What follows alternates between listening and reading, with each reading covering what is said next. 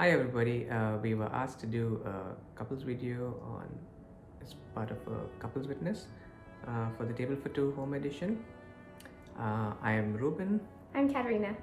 and we've been married for 4 months and 10 days. yes. A little about how we met.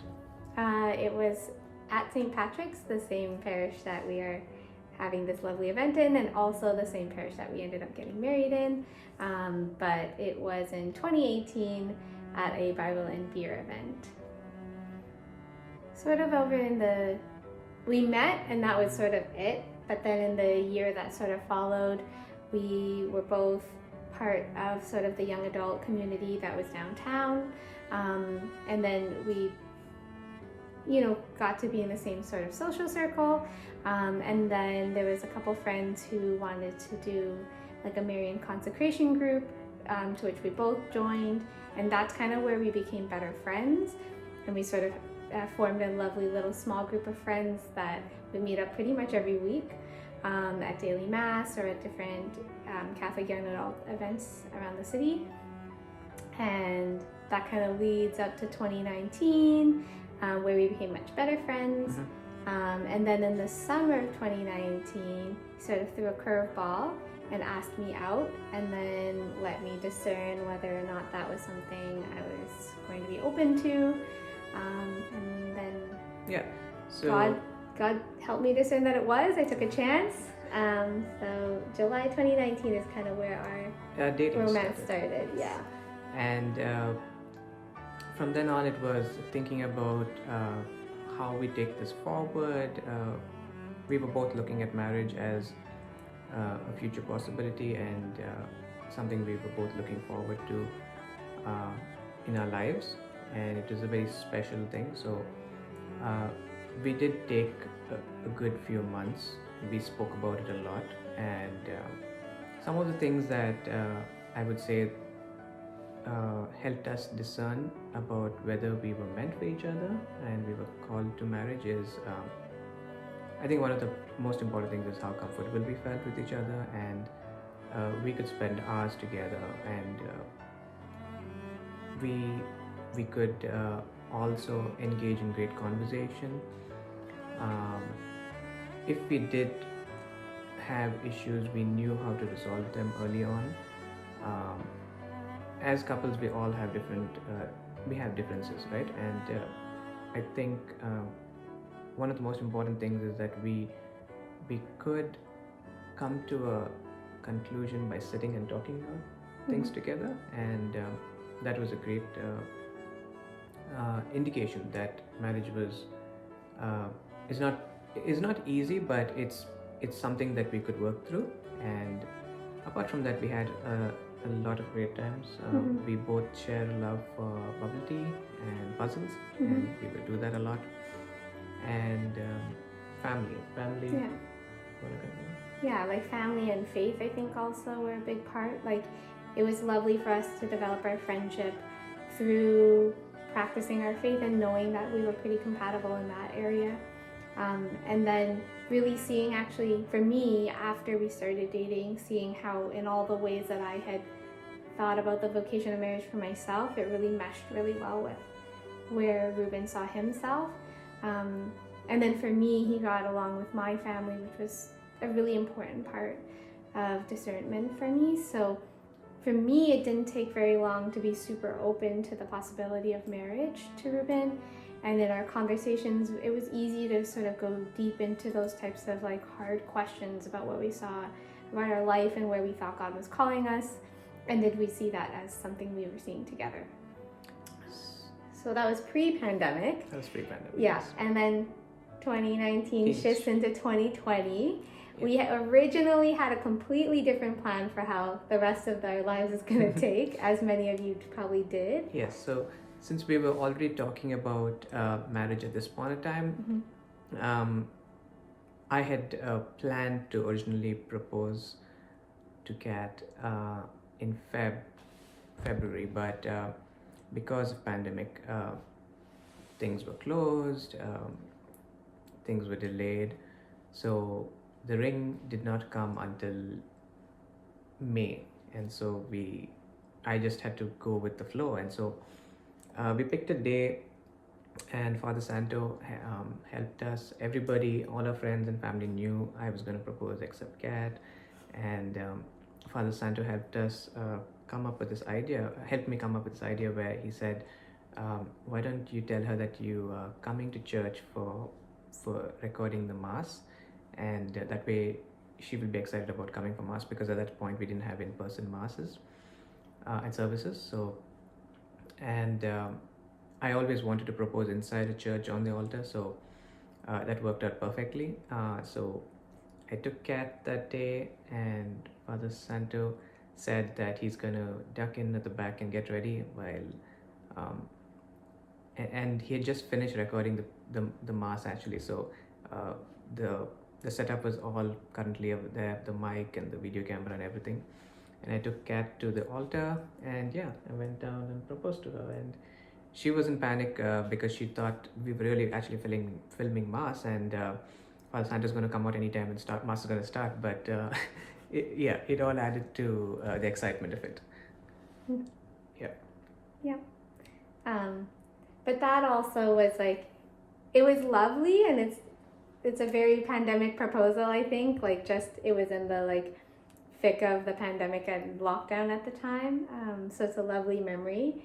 I really was genuinely not expecting it, and I genuinely throughout the entire proposal was like, these are lovely things you're telling me, but Father says it's going to come out now, and then we're going to celebrate the Mass. Like, yes. This is taking a very lovely long time. And then I was like, oh, actually, I mean, I did literally have to confirm with Father Santo that like there was no Mass that we were impeding, because I still felt quite self-conscious about that.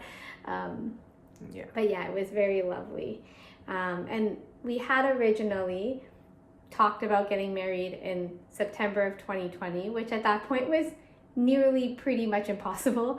I think we had some challenges there because of pandemic. We had to move the wedding twice, also to allow for my family who do not stay here to come over and be a part of it. But I'm very grateful. 2021 September was great. The weather was great, and we had a great time. And from the feedback we've received from family and friends, I'm sure everybody enjoyed. Yeah, it did feel like a long time coming. I think many people who had anything that they were expecting to do in 2020 felt that way. Maybe many of you are also still just literally still waiting.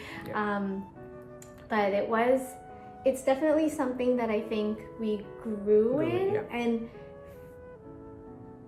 it was an opportunity, I think, for both of us to get to know each other better, to better understand who we were, like who we are as people, and it was interesting to navigate like just how our social circle kind of changed as well. Like, we were able to continue to see each other because he lived either with like one roommate or by himself, and then I lived with my family, and we were able to sort of like keep our bubble pretty small. But for people who are like very long distance, to which we have a lovely friend who experienced that, it's different. It's really different. And I think like it can be a great time to build in a lot of like intimacy in terms of getting to know one another, but it was also kind of hard because you do lose the whole circle in which you kind of like used to know, and you lose a lot of the routine that you used to know. I mean, we're glad that we had a great wedding. Let's talk a bit about being married in the last few months. That's true. Yeah. So, like all couples, I think we all have differences, and I think staying with each other has shown us things that we really do differently. Like, I am probably a more organized person. Kat likes to do things at the spur of the moment, while I like to plan ahead. So there are a lot of things that are different. Some of them are amusing to both of us, to tell you the truth. We find it strange that we do things in a certain way, and but I think we work through it by we do a lot of talking. We communicate a lot, and we work through it by saying, hey, this is how I like certain things, and Kat will be, but I like certain things this way. And we eventually come to a compromise saying, okay, we do this way and this another way, right? But I'm sure all couples have that. And at the end of the day, it's about finding a comfort space where both of you all feel like this works, so this works, and we can live with this kind of thing. And that's how we normally meet all our challenges, and we try not to go to bed with any hard feelings or anger in our hearts. We try to resolve everything the night before we sleep, and we try, if we need to talk about it more, the next day is better after we had a good night's sleep. In terms of faith during pandemic, Kat, do you want to speak on that? Well, we both had a sort of like different faith life before pandemic, so even though we shared a lot of it together, like for me, a lot of my daily prayer life was around the Mass.